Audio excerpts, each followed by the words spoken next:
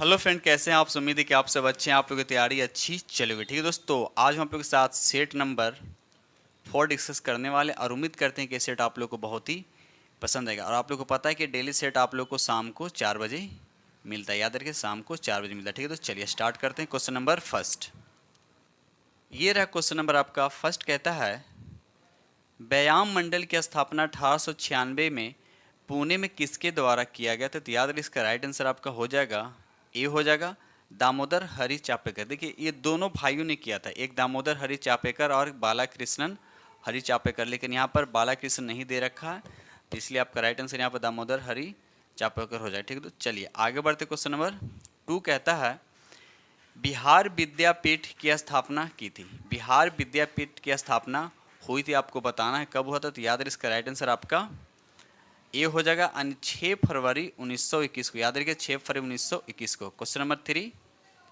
ये रहा question number आपका 3। क्वेश्चन नंबर 3 कहता है, 1817 ईस्वी का पाइक विद्रोह निम्न में से किस स्थान पर हुआ था।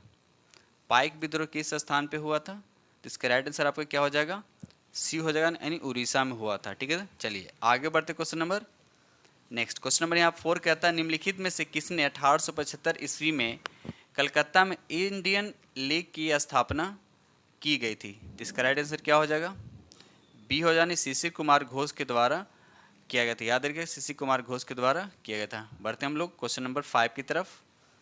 ये रहा क्वेश्चन नंबर आपका 5, किस मुगल बादशाह ने इजारा प्रणाली की शुरुआत की थी। किस मुगल बादशाह ने इजारा प्रणाली की शुरुआत की थी। तो याद रखिए इसका राइट आंसर आपका डी हो जाएगा, जहांदार से। याद रखिए जहांदार शाह ने इजारा प्रणाली की शुरुआत की थी। ठीक है दोस्त, चलिए आगे बढ़ते। Question number next, question number यहाँ पे 6 कहता है, पुस्तक 1857 निम्नलिखित में से किसके द्वारा लिखी गई थी। ठीक है, तो इसका राइट आंसर आपका क्या हो जाएगा, बी हो जाएगा, सुरेंद्र नाथ सेन के द्वारा लिखी गई थी। ठीक है, चलिए आगे बढ़ते। क्वेश्चन नंबर हम लोग 7 की तरफ आते हैं। स्वतंत्रता आंदोलन के दौरान दिल्ली घोषणा पत्र कब जारी किया गया था। तो इसका राइट आंसर क्या हो जाएगा, तो बी हो जाएगा, यानी 1929 में दिल्ली घोषणा पत्र जारी किया गया था। बढ़ते हम लोग क्वेश्चन नंबर 8 की तरफ। ये रहा क्वेश्चन नंबर आपका 8। क्वेश्चन नंबर 8 कहता है, वर्ष 1916 में भारतीय महिला विश्वविद्यालय की स्थापना की गई थी। तो किनके द्वारा की गई थी। तो याद रखिए इसका राइट आंसर आपका सी हो जाएगा, डी.के. कर्वे के द्वारा भारतीय महिला विश्वविद्यालय की स्थापना किया गया था। ठीक है, चलिए आगे बढ़ते। क्वेश्चन नंबर हम लोग 5 की तरफ 9 की तरफ आते हैं।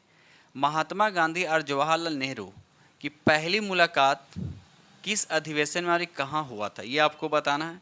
तो याद रखिए इसका राइट आंसर आपका ए हो जाएगा, लखनऊ अधिवेशन जो 1916 में हुआ था। अब सही, अब जाहिर सी बात है कि यहाँ पर जब लखनऊ अधिवेशन हुआ था तो इसकी अध्यक्षता किसने किया था। तो याद रखिएगा अंबिका चरण मजदूमदार। याद रखिए दोस्त क्या नाम है, अंबिका चरण मजदूमदार। ठीक है दोस्त, चलिए आगे बढ़ते। Question number next, question number यहाँ पर 10 कहता है, इंडिया डिवाइडेड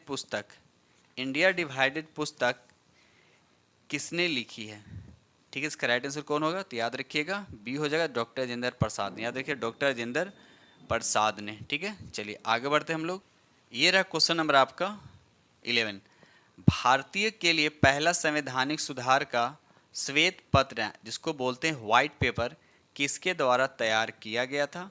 तो इसका राइट आंसर आपका डी हो जाएगा, साइमन कमीशन के द्वारा। याद रखिए साइमन कमीशन के द्वारा तैयार किया गया था। ठीक है, चलिए आगे बढ़ते। क्वेश्चन नंबर 12, सहायक गठबंधन प्रणाली के उपयोग को किसने तैयार और परिपूर्ण किया था। तो आपको बताना है इसका राइट आंसर कौन होगा। तो याद रखिए इसका राइट आंसर आपका डी होगा, लॉर्ड वेलेस्ली। याद रखिए लॉर्ड वेलेस्ली। ठीक है, चलिए आगे बढ़ते हम लोग। ये रहा क्वेश्चन नंबर आपका।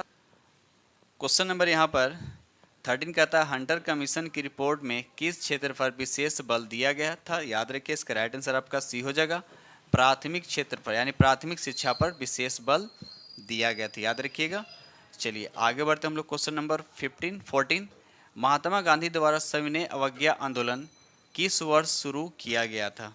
तो याद रखिए इसका राइट आंसर आपका ए हो जाएगा, 1930 में महात्मा गांधी द्वारा सविनय अवज्ञा आंदोलन शुरू किया गया था।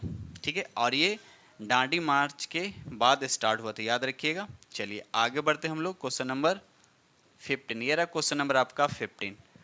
क्वेश्चन नंबर 15 कहता है दूसरे गोलमेज सम्मेलन के समय निम्नलिखित में से कौन भारत का वायसराय था। ये आपसे पूछा जा रहा है, तो बताइए इसका राइट आंसर कौन होगा। तो याद रखिए यहाँ पर बी आपका राइट आंसर होगा, लॉर्ड वेलिंगटन। याद रखिए लॉर्ड वेलिंगटन। ठीक है, चलिए आगे बढ़ते हम लोग क्वेश्चन नंबर 16। निम्नलिखित में कौन सी घटना पहले हुई थी। आपको बताना इसमें से कौन सी घटना पहले हुई थी। तो सबको हम लोग चेक कर लेते हैं। खिलाफत आंदोलन की शुरुआत कब हुआ था। तो याद रखिएगा 1917 में हुआ था। अगर हम गांधी इरविन पैक्ट की बात करते हैं तो ये हुआ था 1931 में। अगर हम साइमन कमीशन के बहिष्कार की बात करते हैं तो ये हुआ था 1928 में। और लखनऊ समझौता की अगर हम बात करते हैं तो ये हुआ था 1916 में। तो अब देखिए कि कौन सी पहले हुआ था। तो याद रखिए यहाँ पर लखनऊ समझौता हुआ सबसे पहले, और सबसे लास्ट में तो गांधी इरविन समझौता, इस ऑप्शन के अकॉर्डिंग। ठीक है, चलिए आगे बढ़ते हम लोग। ये रहा क्वेश्चन नंबर आपका 17 कहता है अस्पृश्यता की बुराई के उन्मूलन के लिए अस्पृश्यता विरोधी लीग की स्थापना किसने की थी। ये आपसे पूछा जा रहा है। तो याद रखिए इसका राइट आंसर आपका डी हो जाएगा। किसके द्वारा किया गया था। तो महात्मा गांधी के द्वारा किया गया था। ठीक है, चलिए याद रखिएगा। और ये कब किया गया था। तो याद रखिए 1930 में। ठीक है, 1930 में, डेट भी याद रखिएगा। चलिए आगे बढ़ते हम लोग क्वेश्चन नंबर 18। भूदान आंदोलन किसके द्वारा शुरू किया गया था। तो इसका राइट आंसर आपका डी हो जाएगा, यानी विनोबा भावे के द्वारा शुरू किया गया था। ठीक है, चलिए आगे बढ़ते हम लोग। ये रहा क्वेश्चन नंबर आपका 19। क्वेश्चन नंबर 19 कहता है अंग्रेजों के खिलाफ भारतीय नौसेना विद्रोह किस वर्ष हुआ था। तो याद रखिए इसका राइट आंसर आपका सी हो जाएगा 1946 में। याद रखिए दोस्त 1946 में हुआ था। आगे बढ़ते हम लोग क्वेश्चन नंबर नेक्स्ट। ये रहा क्वेश्चन नंबर आपका 20 कहता है निम्नलिखित में कौन सा कथन आपका असत्य बताना है। तो यहाँ पर डी आपका क्या है, असत्य। हड़प्पा सभ्यता के बर्तनों पर केवल काले रंग से चित्रकारी की गई थी। ये गलत है, याद रखिएगा। ठीक है, तो हड़प्पा सभ्यता में बर्तन पर चित्रकारी हेतु लाल और काले रंग नहीं, यहाँ पर लाल भी होना चाहिए था, इसलिए ऑप्शन आपका क्या है, ये गलत है। लेकिन पूछ रहा आपसे कि असत्य कौन है, तो यहाँ पर D is the correct answer होगा। ठीक है, चलिए आगे बढ़ते हम लोग क्वेश्चन नंबर नेक्स्ट। ये रहा क्वेश्चन नंबर आपका 21 कहता है किस वेद में वर्ण शब्द का पहली बार उल्लेख मिलता है। ठीक है, तो इसका राइट आंसर आपका क्या हो जाएगा, सी हो जाएगा, ऋग्वेद में। याद रखिएगा ऋग्वेद में मिलता है। ठीक है दोस्त, इसका राइट आंसर आपका सी हो जाएगा। क्वेश्चन नंबर 22 कहता है राजधानी को पाटलिपुत्र से वैशाली किसने स्थानांतरित किया था। तो इसका राइट आंसर आपका क्या हो जाएगा, तो बी हो जाएगा, शिशुनाग। क्या हो जाएगा, बी हो जाएगा। ठीक है, चलिए आगे बढ़ते। क्वेश्चन नंबर यहाँ पे 23 कहता है गुप्त काल के दौरान अदालतों की भाषा क्या थी। तो इसका राइट आंसर आपका ए हो जाए, संस्कृत भाषा था। क्या था, संस्कृत भाषा था। याद रखिएगा। क्वेश्चन नंबर 24 कहता है हर्षवर्धन प्रशासन के बारे में गलत कथन का चयन करें। गलत कथन का चयन करना है, तो यहाँ पर याद रखिए इसका राइट आंसर आपका सी होगा, सती प्रथा प्रचलित नहीं थी। सती प्रथा प्रचलित नहीं थी, याद रखिएगा। चलिए आगे बढ़ते हम लोग। तो यहाँ पर देखा जाए हर्षवर्धन के प्रशासन में सती प्रथा आम था, मतलब प्रचलित था, लेकिन यहाँ पर दे रहा है कि प्रचलित नहीं था, इसलिए गलत हो गया। और आपसे पूछ ही रहा है यहाँ पर कि गलत कौन सा। ठीक है, तो राइट आंसर आपका सी हो जाएगा। आगे बढ़ते क्वेश्चन नंबर हम लोग 25 की तरफ आते हैं। प्रथम मानव जीवाश्म भारत की किस नदी घाटी से प्राप्त हुआ था। तो इसका राइट आंसर क्या हो जाता है, याद रखिए इसका राइट आंसर आपका सी हो जाएगा, नर्मदा घाटी से। याद रखिए नर्मदा घाटी से। ठीक है, चलिए क्वेश्चन नंबर यहाँ पे 26 कहता है प्रसिद्ध नाटक मृच्छकटिकम किसने लिखा था। तो याद रखिए इसका राइट आंसर आपका बी हो जाएगा, शूद्रक ने लिखा था। किसने लिखा था, तो शूद्रक ने लिखा था। शूद्रक का वास्तविक नाम क्या था, इंद्रगुप्त था। याद रखिएगा इंद्रगुप्त। ठीक है, चलिए आगे बढ़ते। क्वेश्चन नंबर 27 गुजरात में चालुक्य वंश की स्थापना किसने की थी। गुजरात में चालुक्य वंश की स्थापना किसने की थी। याद रखिए इसका राइट आंसर आपका ए हो जाएगा, मुल्कराज प्रथम ने। मुल्कराज प्रथम ने। ठीक है, चलिए आगे बढ़ते हम लोग। क्वेश्चन नंबर 28 नयनार कौन थे। यहाँ पूछा है कि नयनार कौन थे, तो याद रखिए इसका राइट आंसर आपका ये हो जाए, ये एक क्या थे, शैव थे। याद रखिएगा ये क्या थे, तो शैव थे। ठीक है दोस्त, चलिए आगे बढ़ते क्वेश्चन नंबर नेक्स्ट। ये रहा क्वेश्चन नंबर आपका 29 निम्नलिखित में से किस सुल्तान ने जिल ए इलाही की उपाधि धारण की थी। ठीक है, तो इसका राइट आंसर आपका ये हो जाएगा, बलबन। बलबन किस वर्ष से संबंधित, याद रखिए गुलाम वंश से। ठीक है, चलिए आगे बढ़ते क्वेश्चन नंबर यहाँ पर 30 गुलाम वंश का अंतिम सुल्तान पूछा गया, गुलाम वंश का अंतिम सुल्तान कौन है? तो याद रखिए इसका राइट आंसर आपका बी हो जाएगा, कैकुबाद। याद रखिएगा कैकुबाद। और साथ साथ ये भी याद रखिएगा गुलाम वंश की शासन कब से कब था? याद रखिए 1206 से 1290। और उसके बाद चलिए ये रहा क्वेश्चन नंबर आपका 31। कहता औरंगजेब के आदेश पर किस सिख गुरु को फांसी दी गई थी? तो बताइए इसका राइट आंसर कौन होगा? तो याद रखिए इसका राइट आंसर आपका ए हो जाएगा, गुरु तेग बहादुर को। गुरु तेग बहादुर को औरंगजेब के आदेश पर गुरु तेग बहादुर को फांसी दे दी गई थी। ठीक है, चलिए आगे बढ़ते। क्वेश्चन नंबर 32 कहता है निम्नलिखित में से कौन सी घटना सबसे पहले हुई थी? कौन सी घटना सबसे पहले हुई थी? तो सबसे पहली बात सबका हमको याद रखना पड़ेगा डेट। याद ये हुआ था 1527 में। खानवा की लड़ाई 1527 में हुआ था। घाघरा की बात करते तो 1529 में हुआ था। चौसा की युद्ध की बात करें तो हुआ था 1539 में हुआ था। और कनौज की बात करें तो ये हुआ था 1540 में हुआ था। तो अब देखिए सबसे पहले यह 1527 में यानी खानवा की लड़ाई जो हुआ था सबसे पहले हुआ था। साथ साथ ये भी याद रखिए खानवा का जो युद्ध हुआ था वो किन के बीच हुआ था? तो बाबर और राणा संगा के बीच हुआ था। ठीक है, चलिए आगे बढ़ते। तो राइट आंसर आपका क्या हो जाएगा? ए इज द करेक्ट आंसर होगा। ठीक है दोस्त, चलिए क्वेश्चन नंबर यहाँ पे 33 कहता है दादा साहब फाल्के अंतर्राष्ट्रीय फिल्म समारोह 2023 में किस फिल्म को फिल्म ऑफ द ईयर चुना गया? तो इसका राइट आंसर क्या हो जाएगा?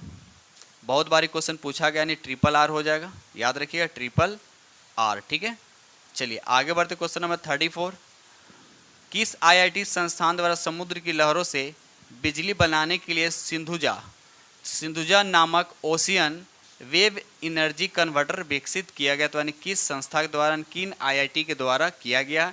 तो याद रखिए इसका राइट आंसर आपका ये हो जाए IIT मद्रास के द्वारा। याद रखिए IIT मद्रास के द्वारा। बढ़ते हम लोग question number next. Question number ये 35 कहता है इनमें से कौन सा उपग्रह नासा और इसरो द्वारा संयुक्त रूप से विकसित किया है? दोनों मिलकर किया गया, दोनों ने मिलकर किया। तो याद रखिए यहाँ पर राइट आंसर आपका ये हो जाएगा निसार। याद इसका नाम क्या है? तो निसार है। निसार जो है नासा और इसरो के द्वारा संयुक्त रूप से विकसित पृथ्वी अवलोकन उपग्रह निसार। याद रखिएगा। चलिए आगे बढ़ते क्वेश्चन नंबर 36 भारत अंडर 19 महिला क्रिकेट टीम ने फाइनल में किस टीम को हराकर पहला T20 वर्ल्ड कप जीता? तो आपको बताना है किसको हराकर। तो याद रखिए इसका राइट आंसर आपका सी हो जाएगा, इंग्लैंड को हराकर। याद रखिए किसको हराकर? तो इंग्लैंड को हराकर। कितने विकेट से हराया था? तो 7 विकेट से हराकर। ठीक है दोस्त, चलिए आगे बढ़ते क्वेश्चन नंबर नेक्स्ट। ये रहा क्वेश्चन नंबर आपका 37 निम्नलिखित में से किन वन्य जीव संरक्षण पुरस्कार 2023 के लिए दिया गया? ठीक है, कह रहा निम्न से किसे वन्य जीव संरक्षण पुरस्कार 2023 दिया गया? तो किसको दिया गया आपको बताना है।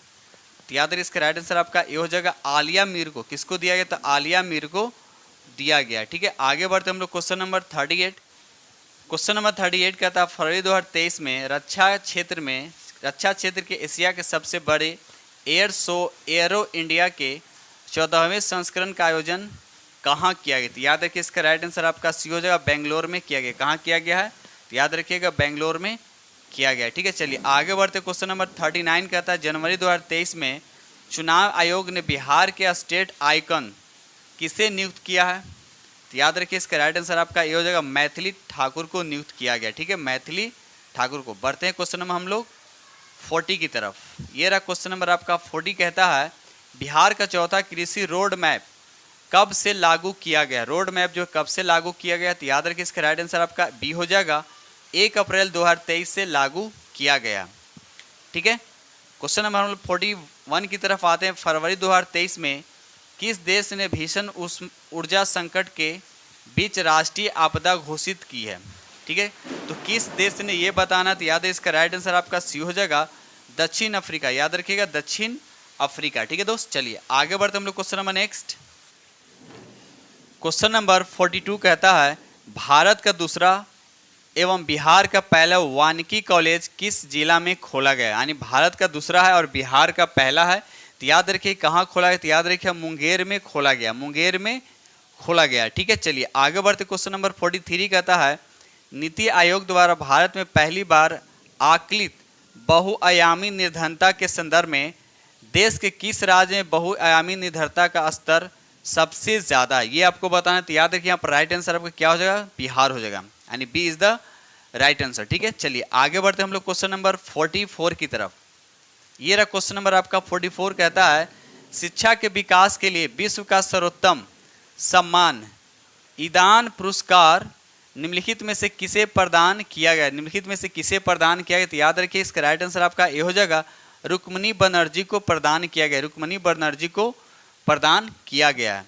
चलिए आगे बढ़ते हम लोग। क्वेश्चन नंबर यहाँ पर 45 कहता है she is a change maker, she is a change maker योजना निम्नलिखित में से किसके द्वारा शुरू किया गया है? तो याद रखिए इसका राइट आंसर आपका सी हो जाएगा, राष्ट्रीय महिला आयोग के द्वारा शुरू किया गया। याद रखिए राष्ट्रीय महिला आयोग के द्वारा शुरू किया। कमेंट सेक्शन में बताइए कि अभी राष्ट्रीय महिला आयोग के अध्यक्ष कौन है, कमेंट सेक्शन में जरूर बताइएगा। ठीक है, चलिए आगे बढ़ते हम लोग क्वेश्चन नंबर 46। क्वेश्चन नंबर 46 कहता है तरुण भारत संघ नामक समूह संबंधित है। तो आपको बताना है कि ये किस से संबंधित है। तो इसका राइट आंसर आपका सी हो जाएगा, पुरानी झीलों को पुनर्निर्मित करने से, पुरानी झीलों को पुनर्निर्मित करने में क्या है ये, उससे संबंधित है। ठीक है, चलिए आगे बढ़ते क्वेश्चन नंबर 47।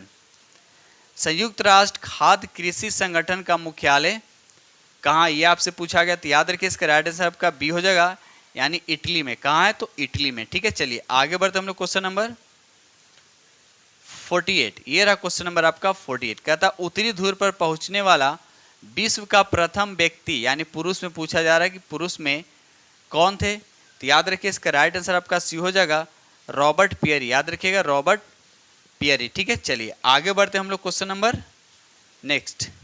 ये रहा क्वेश्चन नंबर आपका 49, निम्नलिखित में से किस रंग के प्रकाश का पौधों द्वारा तीव्रता से अवशोषण होता है? ठीक, किसका अवशोषण होता है? तो याद रखिए इसका राइट आंसर आपका सी हो जाएगा, नीला और लाल रंग का अवशोषण क्या होता है, सबसे ज्यादा होता है। ठीक है, याद रखिएगा। चलिए आगे बढ़ते हम लोग क्वेश्चन नंबर 50। क्वेश्चन नंबर 50 कहता है पौधों की कोशिकाओं में कार्बोहाइड्रेट का संचय किस रूप में होता है? बिल्कुल इजी क्वेश्चन है। तो याद रखिए स्टार्च के रूप में होता है। किस रूप में होता है? तो स्टार्च के रूप में संचित होता है। ठीक है, चलिए आगे बढ़ते हम लोग। क्वेश्चन नंबर यहाँ पर 51 कहता है हरे पादपों में उपस्थित अवर्णी लवक यानी ल्यूकोप्लास्ट का कार्य है। तो क्या कार्य है? तो याद है इसका राइट आंसर आपका डी हो जाएगा, खाद्य संग्रहण में सहायक। याद रखिए खाद्य संग्रहण में सहायक। ठीक है, चलिए आगे बढ़ते। क्वेश्चन नंबर 52 कहता है निम्नलिखित में से मूत्राशय में पाई जाने वाली पेशी, कौन सा पेशी मूत्राशय में पाया जाता है? तो याद रखिए यहाँ पर राइट आंसर आपका ये हो जाएगा, अरेखित पेशी। याद रखिए अरेखित पेशी है। ठीक है, चलिए साथ साथ ये भी याद रखिए जंतु उत्तक की पेशीय उत्तक को 3 भागों में डिवाइड किया। एक अरेखित पेशीय होता है, दूसरा रेखित पेशीय होता है और तीसरा होता है हृदय पेशीय होता है। ठीक है, चलिए तो याद रखिएगा। चलिए आगे बढ़ते हम लोग क्वेश्चन नंबर 53 की तरफ। क्वेश्चन नंबर 53 कहता है टोकोफेरॉल, टोकोफेरॉल यह किस विटामिन का रासायनिक नाम है? ठीक है, तो बताइए इसका राइट आंसर क्या हो जाएगा? तो याद है इसका राइट आंसर आपका ए हो जाएगा, यानी विटामिन ई।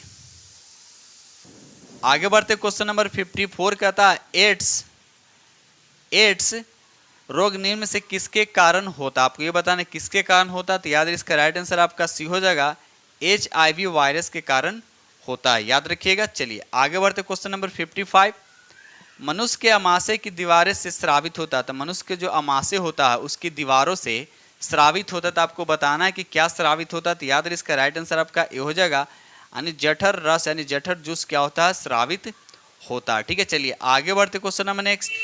ये रहा क्वेश्चन नंबर आपका 56 कहता है वृक्क की रचनात्मक एवं क्रियात्मक इकाई कौन है? ये आपको बताना है। तो याद इसका राइट आंसर आपका बी हो जाएगा, नेफ्रॉन हो जाएगा। क्या हो जाएगा दोस्त? नेफ्रॉन हो जाएगा। ठीक है, चलिए आगे बढ़ते क्वेश्चन नंबर 57, उड़ते हुए विमान की ऊंचाई किस यंत्र से मापी जाती, किस यंत्र से मापी जाती है? तो याद रखिए इसका राइट आंसर आपका ये हो जाएगा, अल्टीमीटर से। याद रखिएगा अल्टीमीटर से। और अमीटर का काम क्या? तो ये करंट को मेजरमेंट करता है। और बैरोमीटर क्या करता है? ये बैरोमीटर वायुमंडलीय दाब को मेजरमेंट करता है। और कैलोरीमीटर किसका मेजरमेंट करता है? तो उष्मा की मात्रा को मेजरमेंट करता है। ठीक है, तो याद रखिएगा।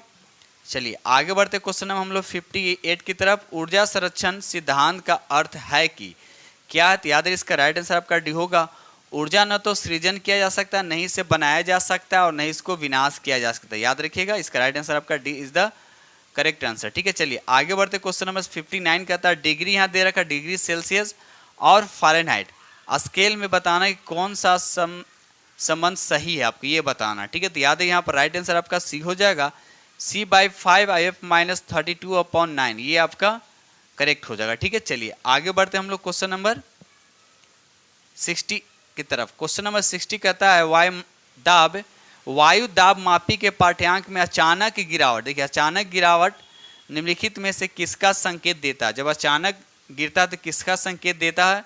तो याद रखिए इसका राइट आंसर आपका बी हो जाएगा, तूफानी मौसम आने की संभावना होता है, यानी तूफान आने की संभावना होता है।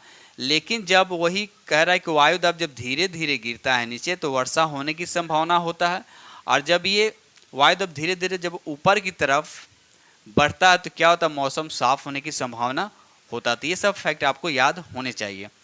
क्वेश्चन नंबर 61 कहता है ध्वनि की चाल विभिन्न माध्यमों में अवरोही क्रम में आपको बताना। तो सबसे पहले पता होना चाहिए ध्वनि की चाल सबसे ज़्यादा किस में होता है? तो ठोस में होता है, यानी सॉलिड में होता है, उससे कम लिक्विड में होता है, और उससे कम क्या होता है? गैस में होता है, ठीक है।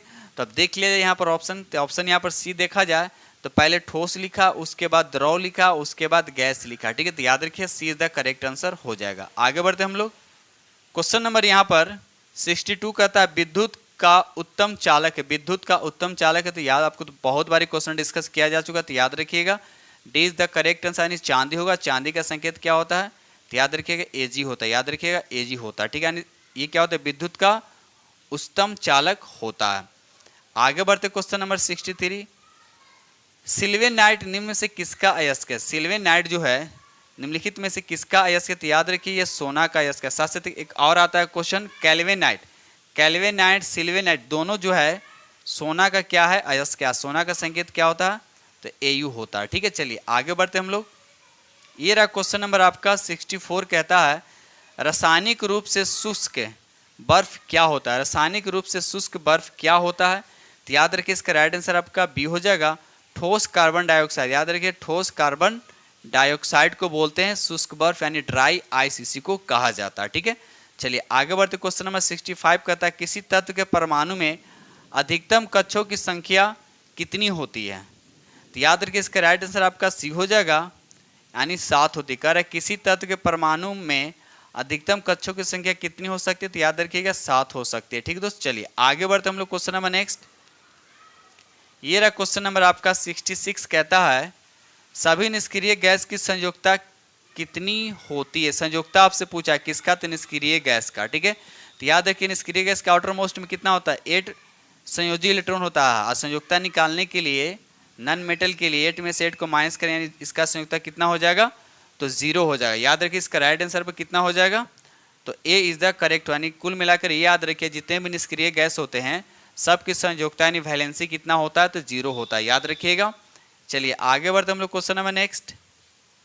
ये रहा क्वेश्चन नंबर 67 कहता है मधुमक्खियों एवं चींटियों के डंक में निम्न में कौन सा अम्ल पाया जाता है? ठीक है, बिल्कुल इजी क्वेश्चन है, बहुत बार डिस्कस किया जा चुका है। तो याद है यहाँ पर राइट आंसर आपका बी हो जाएगा, फॉर्मिक अम्ल होता है। क्या होता है?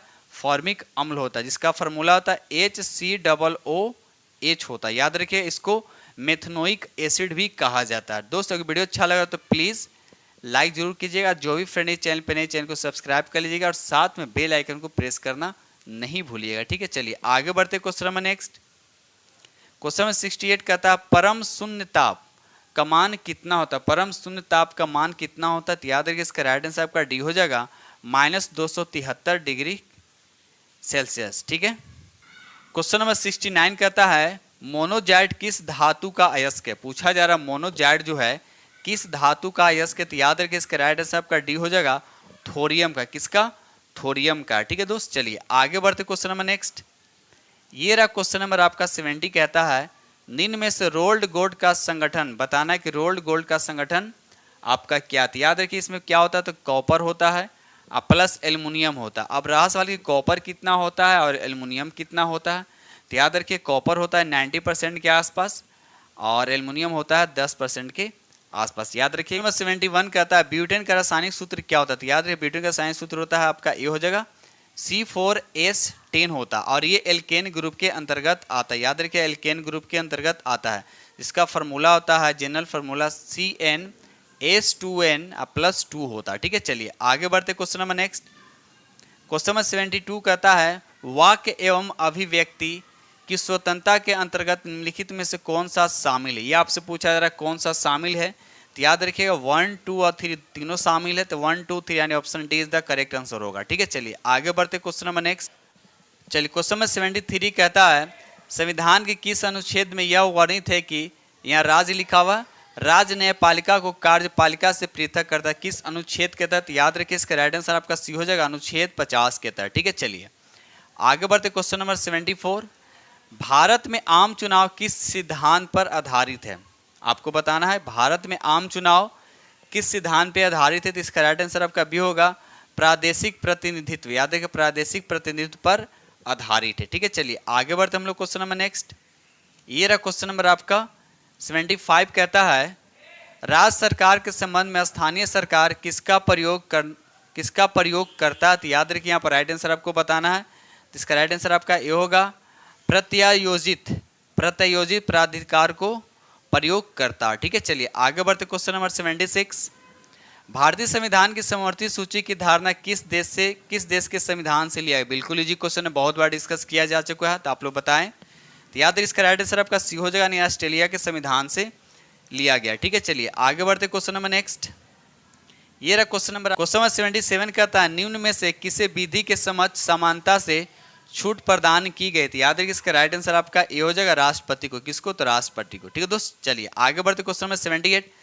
भारत में सूचना का अधिकार अधिनियम कब अधिनियमित किया गया है, कब अधिनियमित किया गया है। तो याद रखिए इसका राइट आंसर आपका सी हो जाएगा यानी 15 जून 2005 को, 15 जून 2005 को। ठीक है, चलिए आगे बढ़ते हैं। ये रहा क्वेश्चन नंबर आपका 79 कहता है संयुक्त राष्ट्र सभा के अनुसार बाल अधिकार के अंतर्गत निम्नलिखित में से कौन सा अधिकार नहीं आता है। बाल अधिकार के अंतर्गत निम्नलिखित कौन सा अधिकार नहीं आता है। तो याद रखिए इसका राइट आंसर आपका डी हो जाएगा नहीं विवाह। ठीक है, याद रखिएगा विवाह। क्वेश्चन नंबर 80 कहता है निम्न में किस पंचवर्षीय योजना में गरीबी उन्मूलन आत्मनिर्भरता पर बल दिया गया था, आपको बताना है। तो याद रखिए इसका राइट आंसर आपका सी हो जाए 5वीं पंचवर्षीय योजना। ठीक है, 5वीं पंचवर्षीय योजना। ठीक है, चलिए आगे बढ़ते हम लोग क्वेश्चन नंबर नेक्स्ट।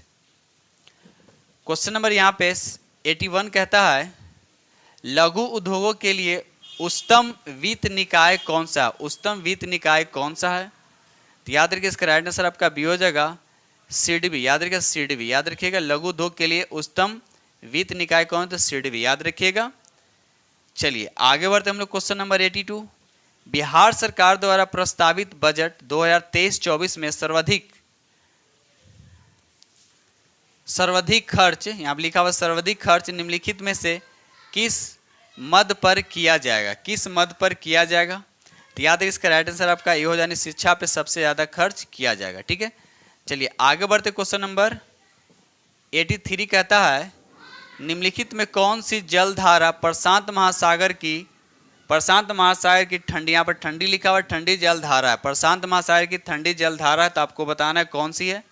तो याद रखिए इसका राइट आंसर आपका ये हो जाएगा हम्बोल्ट। याद रखिएगा हम्बोल्ट, ये प्रशांत महासागर की ठंडी जलधारा। ठीक है, चलिए आगे बढ़ते हम लोग क्वेश्चन नंबर 84 कहता है भारत में धारणीय विकास के दृष्टिकोण से विद्युत उत्पादन का सबसे अच्छा स्रोत कौन सा है, विद्युत उत्पादन का सबसे अच्छा स्रोत कौन सा है। तो याद रखिए यहाँ पर राइट आंसर आपका सी हो जाएगा जल विद्युत। याद रखिएगा जल विद्युत। ठीक है, चलिए आगे बढ़ते हम लोग क्वेश्चन नंबर 85।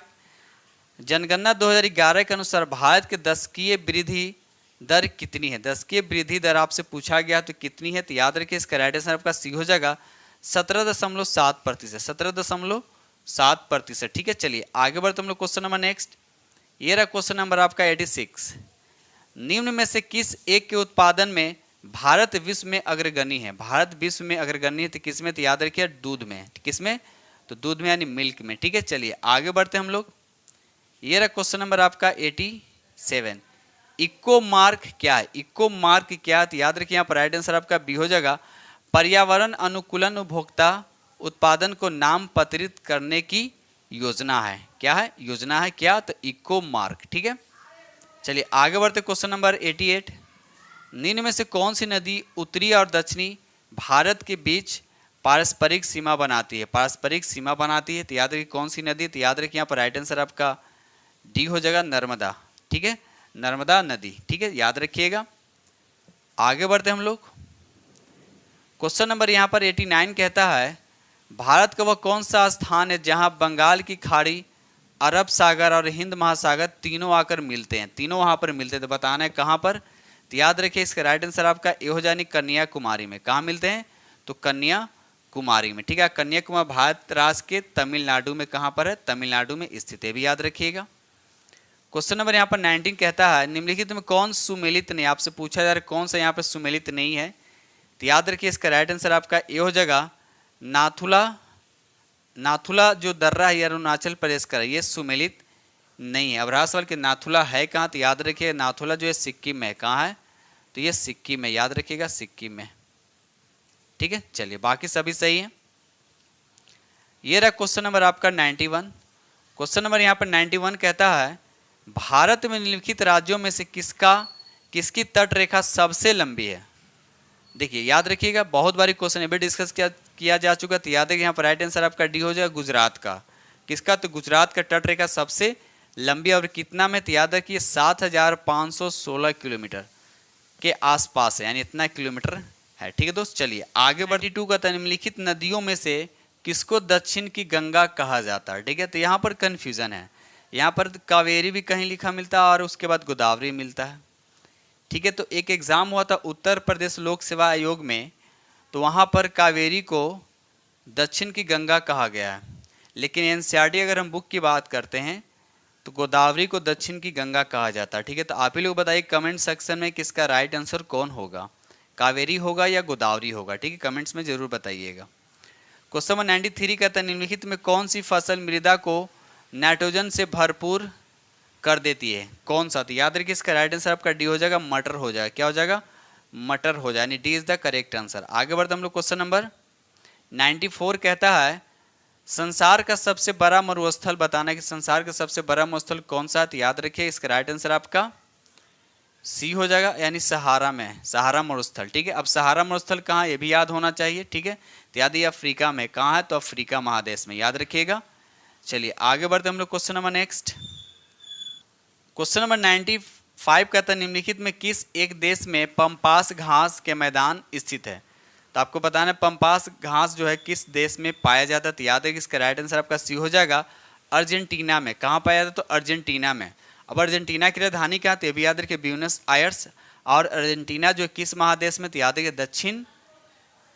दक्षिण अमेरिका में। कहाँ है? तो ये दक्षिण अमेरिका में, भी याद रखिएगा। चलिए आगे बढ़ते हम लोग। क्वेश्चन नंबर 96 कहता है जैव विविधता के संदर्भ में भारत में निम्नलिखित में से कौन सा क्षेत्र हॉट स्पॉट माना जाता है। हॉट स्पॉट किसको माना जाता है?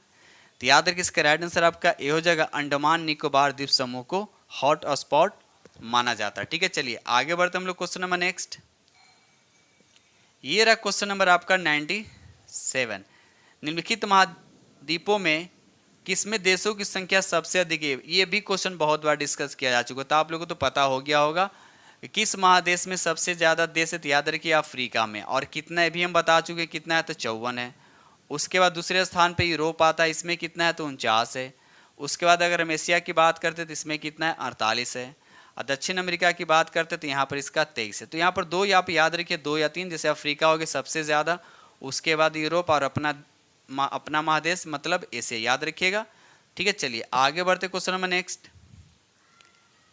क्वेश्चन नंबर 98 कहता है निम्नलिखित वृक्षों में कौन पारिस्थितिकी मित्र नहीं, कौन पारिस्थितिकी मित्र नहीं है, ये आपको बताना। तो याद रखिए यहाँ पर राइट आंसर आपका बी हो जाएगा यूकेलिप्टस, याद रखिए यूकेलिप्टस, ठीक है। चलिए आगे बढ़ते क्वेश्चन नंबर 99।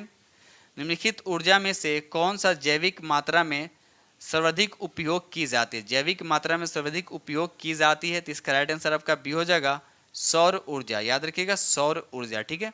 बढ़ते हम लोग क्वेश्चन नंबर नेक्स्ट, आज का लास्ट क्वेश्चन। क्वेश्चन नंबर 100 कहता है निम्नलिखित ईंधनों में कौन सा न्यूनतम पर्यावरणीय प्रदूषण उत्पन्न करता है। न्यूनतम पर्यावरण प्रदूषण उत्पन्न करता था, आपको बताना है इसका राइट आंसर कौन होगा। तो याद रखिए इसका राइट आंसर आपका सी हो जाएगा हाइड्रोजन गैस, याद रखिए हाइड्रोजन गैस, ठीक है। और कमेंट सेक्शन में बताइए कि हाइड्रोजन के जलने पे क्या बनता है। हाइड्रोजन को जब ऑक्सीजन में जलाते हैं तो क्या बनता है, कमेंट में जरूर बताइए, ठीक दोस्त। तो इस तरह से हमने आप लोग के साथ 100 MCQ डिस्कस किया हूं और उम्मीद करता हूं कि ये सेशन आप लोग को बहुत ही पसंद आएगा। और पसंद आए तो प्लीज़ लाइक ज़रूर कीजिएगा। लाइक में भी आप लोग कोताही करते हैं और सब्सक्राइब में भी कोताही करते हैं। तो प्लीज़ लाइक और सब्सक्राइब किया करें जो इस चैनल पे नए हैं, ठीक है। तो इसी के साथ में वीडियो करते हैं समाप्त। आप मिलते हैं आप लोग से नेक्स्ट वीडियो में, तब तक के लिए थैंक यू वेरी मच।